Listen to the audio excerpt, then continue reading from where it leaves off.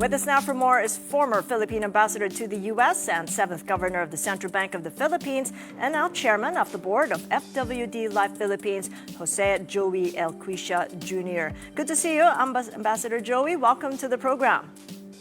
Thank you, Kathy, and good to see you too, Kathy. All right, so what do you make of what's gone on over the past 48 hours and over the past weeks from the Senate to the streets relating to corruption in government?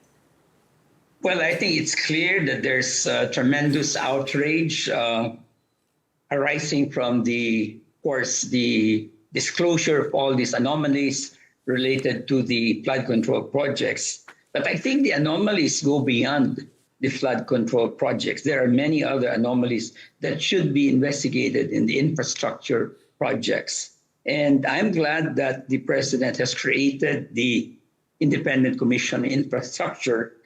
But we believe that it would probably be better if Congress passes a bill that would strengthen the powers of the Independent Commission, because I understand that the EO creating the Independent Commission on Infrastructure, ICI, has certain limitations. And this is why... What sort of limitations, Joey, are you seeing, and what kind of provisions should go into that bill?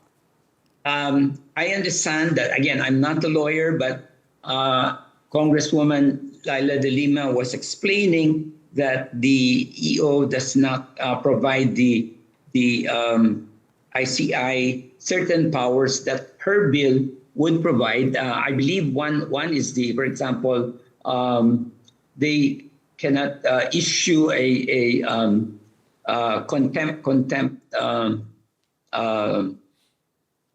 action against people who may not be willing to appear, and there are other limitations that I'm not very familiar with, Kathy. But her bill addresses those limitations, and this is why we think that it would probably be better if Congress were to pass a bill, because that would strengthen the capability of the ICI to look into all of these anomalies. So given the limitations that you mentioned, what do you now tell foreign investors, current and potential, about the transparency and accountability challenges currently facing government?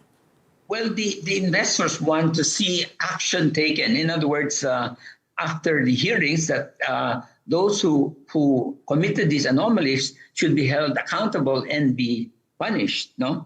And so they're going to wait and see what happens. So it's not enough that we have investigations. There have to be actions taken by government against those who have committed the anomalies. Are there any signals at this point from the diplomatic or business community regarding potential shifts in commercial or maybe even development cooperation in response to the controversy? No, I think it's more like a wait-and-see attitude to see. Of course, they are concerned about all of these findings that have been coming out in the past few days, and that has probably put them in a position of caution, taking a more cautious attitude towards the Philippines. No? And so we hope that these investigations can be done expeditiously and that action is taken against those who have committed these anomalies. So as it's a wait and see at this point, how are these allegations then and the protests influencing the bilateral and multilateral aid or development financing discussions involving the Philippines? Well, the European, the ambassador of the European Eurozone has in fact indicated that there may be some impact on the GSP plus privileges of the Philippines if in fact these allegations of corruption are proven. So they're going to be watching very carefully. So that may also impact the privileges that we have with other countries like the US, because that's one of the things that they watch out for too, aside from human rights abuses and things like that. So we have to be very conscious of this, the potential impact of these anomalies, no? on foreign investments. As you say that the flood control projects is just tip of the iceberg, it could go further than that. What do you make of the palace pronouncements then, saying that the president is willing to be investigated over reports that he received campaign contributions from government contractors?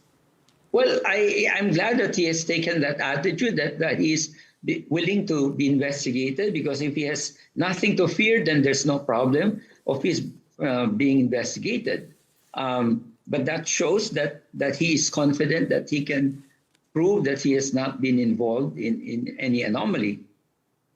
And having been in the central bank yourself, in what ways do you think the financial oversight bodies, such as the Bangko Sentral, the Anti-Money Laundering Council, can support the investigation and deter further corruption in public infrastructure spending?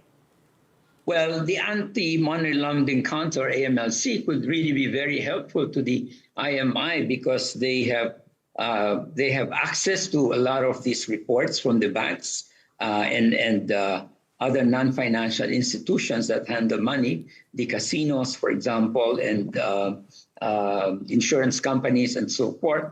So the AMLC could be a very useful agency in the investigations by the ICI. As you mentioned, it should be expeditious in terms of investigation. What sort of timelines then should stakeholders anticipate for substantial outcomes? Well, we don't know, of course, the extent of all of these anomalies, because I understand from my talks with Secretary Babe Singson, we've been discussing with him that it's probably much bigger than what we expect. And so it could take some time, maybe months or maybe even a year to complete these investigations. But we hope that they can do this expeditiously and transparently. All right. Well, I thank you so much for your insights. Ambassador Joey Cuisia Jr. joining us there.